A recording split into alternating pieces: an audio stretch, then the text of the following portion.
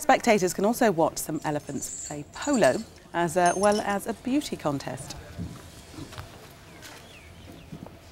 Fancy photographing an elephant, making it look beautiful, or sort of slightly beyond the... It's a challenge. It's a bit of a challenge. I always think there's beauty in everyone. Oh, excellent. There we are. See, you set your guests up nicely, don't you? The thing is, I actually believe that. It's quite interesting. People come in and think they can't be made to look good, but actually, it's remarkably easy to find... Right. I know that sounds really cool. In fact, most stuff about photography sounds corny. And therein lies your first choice. Daily Star, of course, covering the aftermath of the flooding in Australia, which is still, you know, desperate straits. But one photo perhaps showing the sort of resilience of the Queenslanders. Yeah, I mean, I find it's kind of the war spirit, isn't it, almost? And obviously there's terrible, terrible stuff going on, but these guys had saved the piano from his house and then just sort of had a sing-song around this presumably not very well-sounding piano. But I mean, the whole flood thing, I mean, even on the way here, I saw Sri Lanka now is added to the list. Yeah, and Brazil. I saw on the Express that we're expecting 6 inches of rain next weekend. So. Yeah, won't really obviously be the sort of scenes that we've seen here, No. but I mean, clearly there are tales of human resilience and survival amidst all the sort of carnage and the despair. Yeah, I think that was the thing that jumped out. Yeah.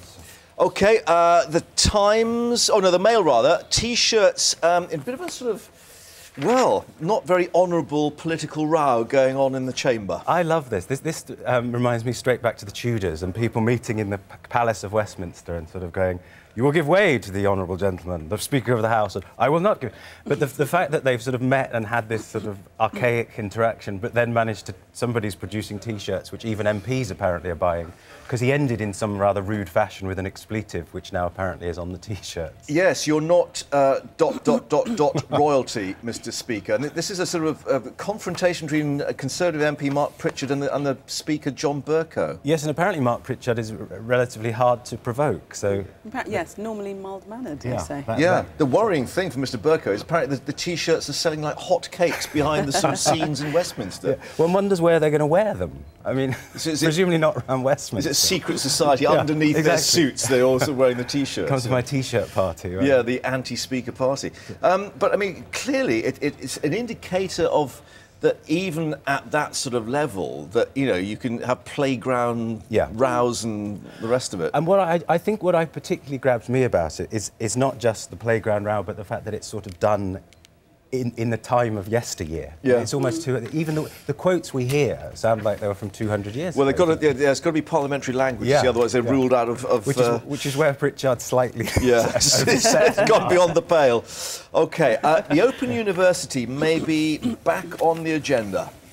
Yeah, no, I thought this was really interesting. This is the head of the Open University pointing out that particularly in an era where students are going to be expected to pay up to £9,000, that because they're so au fait with remote technology and discussing and working long-distance learning, if you like, that the potential for people to sit at home and say, "I'll do my degree with my kettle and toaster, thank you," is huge. And he's already seeing rises in the number of Open University applications and thinks that other versions of that will also expand. Which is great. I mean, the only thing is, you'd miss the occasion, and this is going to sound very odd to students, the occasion of the lecture where you can actually go and hear someone expound and bring across their love of a subject, and that can be fascinating. That's what you miss by doing it online, isn't it? And furthermore, I mean, I think for my own daughters, I would argue they should try and go to university not necessarily to learn, but because of the stuff you learn about life and interaction with other people. So you'd lose all that. It's not just about how to use a toaster and... the time down the pub with your mates. Yeah. Okay. Well, no,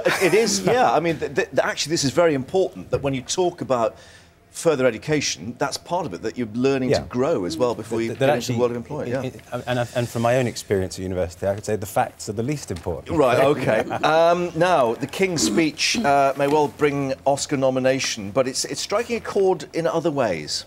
Yeah, I mean, the reason I picked the article is that this notion that the tube strikers are threatening to strike on the royal wedding coming up. In April, yeah. It turns out that in 1937, the bus guys all went on strike, and they did actually go on strike. Really? On Coronation Day. So you had the whole of London with these cars illegally parked and people cramming in trying to get there. But it just seemed to me that the same PR company may be involved for both unions on this. But the thing that the going on, it sort of talks about the the era of the king and the interaction between him and the speech therapist.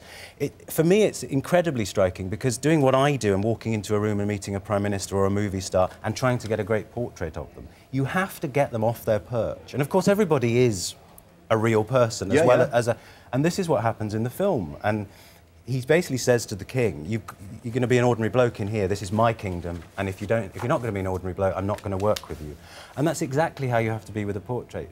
If you won't peel those layers away. You won't get an honest portrait of somebody if you just let them. You've given your trade secret away now.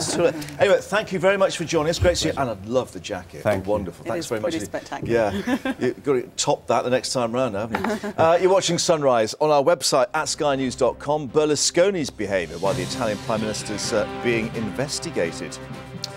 And on Sunrise, discussing who is set to judge America's X Factor.